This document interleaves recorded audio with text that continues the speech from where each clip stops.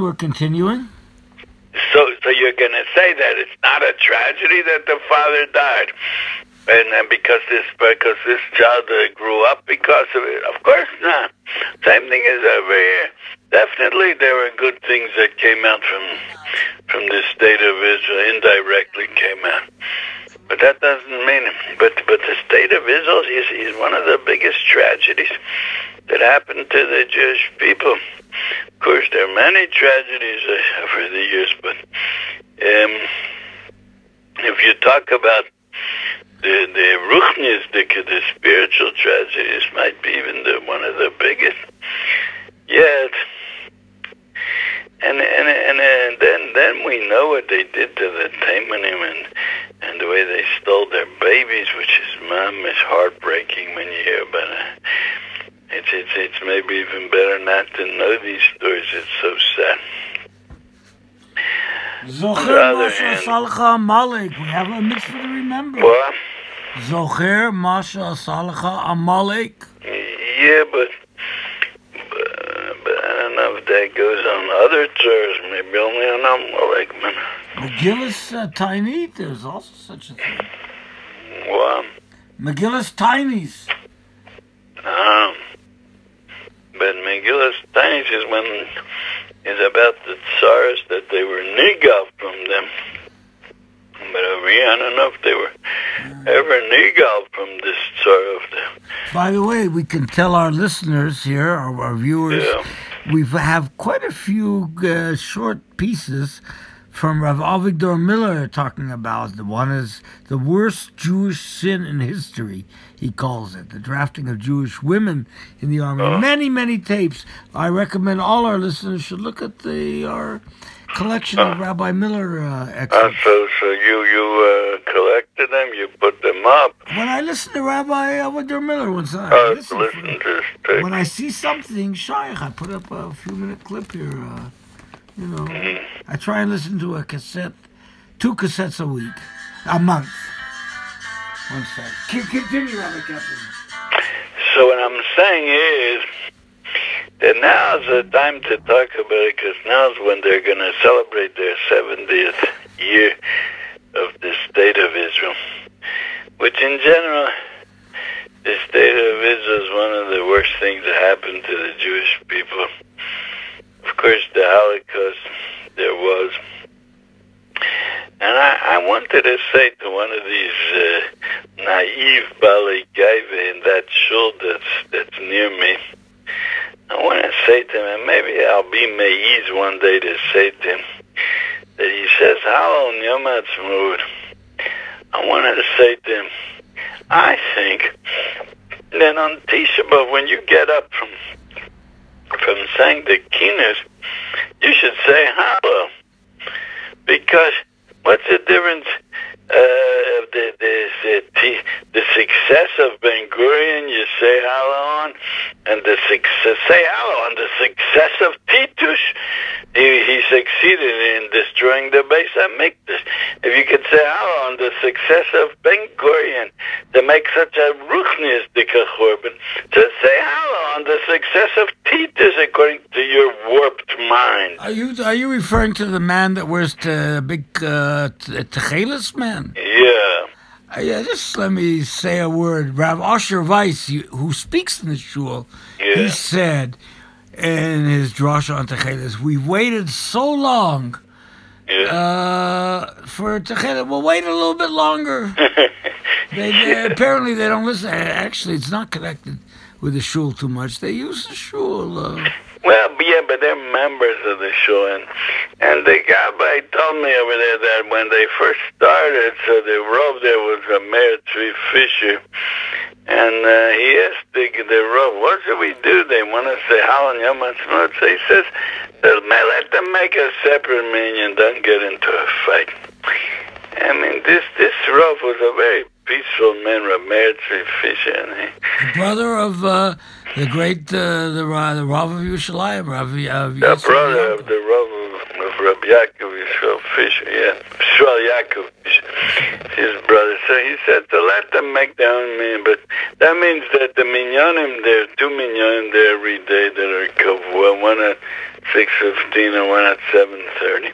Let these minyanim stay. Let them later make let them do what they want and don't say anything. He was a peaceful person. I understand him.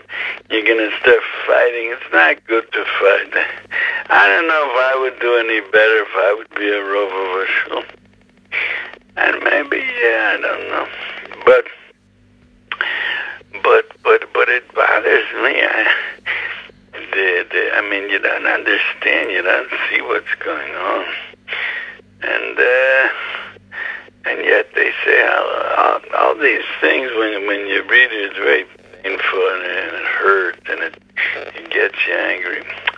But all of a sudden, as I was thinking, reading this article and thinking about it, all of a sudden a thought came into my head.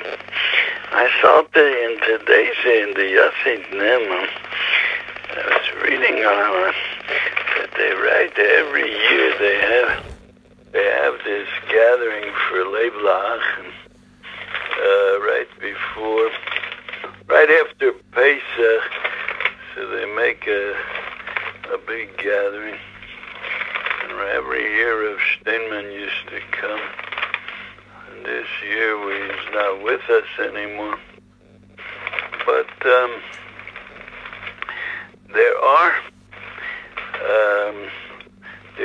there is in Lev La'achim, there's that they make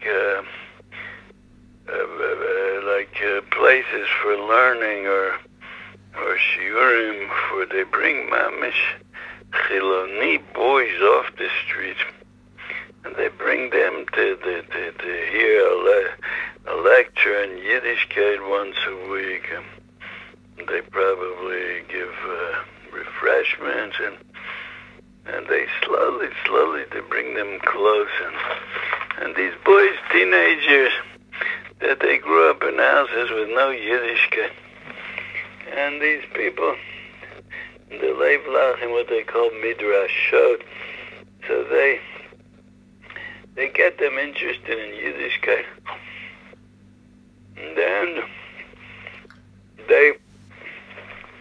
many have gone to shivas, and they put out, every year they've been putting out a small sefer called Mischaskim B'Torah, and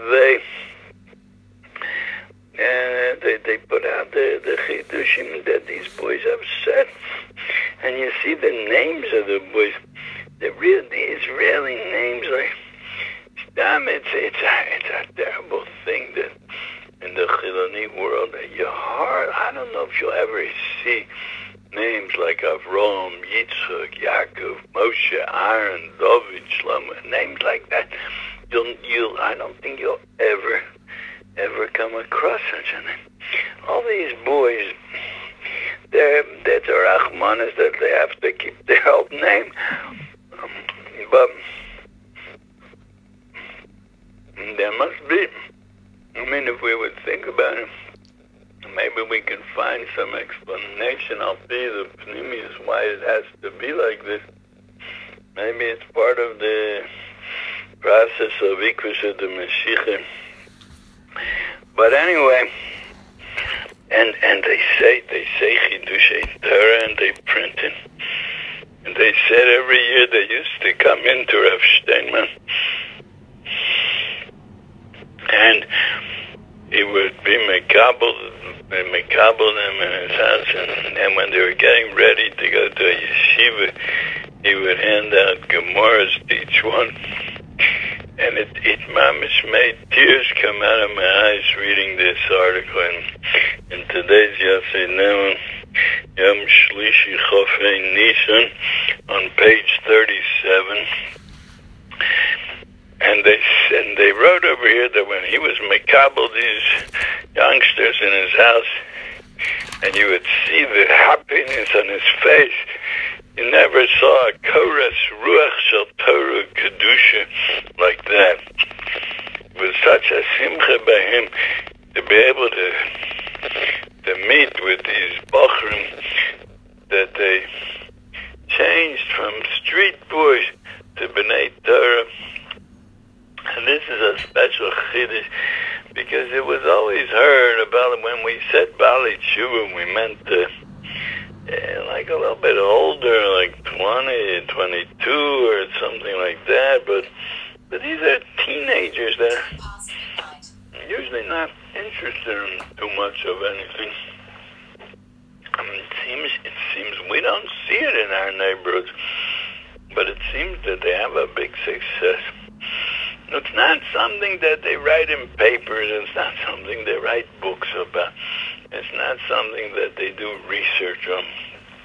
But things, it seems that things are happening. Things are happening that we don't know about in our places. And I remember like around 10 years ago, I think it was, I was reading an article in one of the magazines, like Bakahila, I think it was. I saw that there's a moshav that's called Moshav Brach Yohu, maybe. That somebody opened up a yeshiva for youngsters, for teenagers that come from Chiloni houses. And there was, Rav Steinman told them that he should open up Dafkenos in a moshav, someplace, a quiet place away from the big cities. And there are boys there that sit and learn. They come from houses of Mechalei Shabbos, houses where there's no Yiddishkeit, and they sit and learn. And there was somebody, a son of a Chaver Knesset from what they used to call Mapai, and then Mifleget Avodah, and now they have another name. But there's somebody, his name was, I think, Marciano, and from that party, and the boy became a Ben Torah, and he sits and learns Yom and V'Layla, and they wanted to interview the boy together with the father. And the boy said he can't bittul Torah, he can't give an interview. And the Rosh Yeshiva, his name is Eliach, so he said it's all right, it'll be a chizuk for others, so it's mutter to be mevatel Torah. The famous Eliach family that wrote the book on the Gra. It could be, I don't know, I wonder if this yeshiva still exists, I don't know. But this is around 10 years ago I read this article. And when the father has big nachas from the son, the father also was becoming close to Yiddishkeit. Good, the Sfardim, they didn't really break away altogether. But the father has tremendous nachas from his son. Ad kedei kach that they asked the father, what do you say about the fact that he's not going to go to the army like all these Israelis ask? So the father, which is not like Gamri Frum. So he said, what do you mean? This is the army? That's what he answered. Going to the yeshiva, that's the army we're fighting for bringing out. And well, you can explain it however you want to explain it, but that's what he said. So you see that now, that Baruch Hashem, we also, we have a tendency, I feel by me, that we have a tendency to dwell on the tzoros and on the bad and on the terrible things that happened in our time and close to our time. But why shouldn't we also feel a simcha? If we were emisar erlach yidin, the way you should be, the way tzaddikim are, and we should feel simcha, Baruch Hashem, that people are coming closer to Torah, and there's more Yiddishkeit, and whenever you see that, then Rav Steinman must have felt that way. He had a koras ruach, he had a tremendous nachas that he saw these boys, that where they came from nothing, and they're becoming true b'nai Torah. Not only that, he felt responsible for this. He felt it's his responsibility. He used to come every year and talk as his gathering. Rabbi Kaplan, we're taking another break now. Thank you.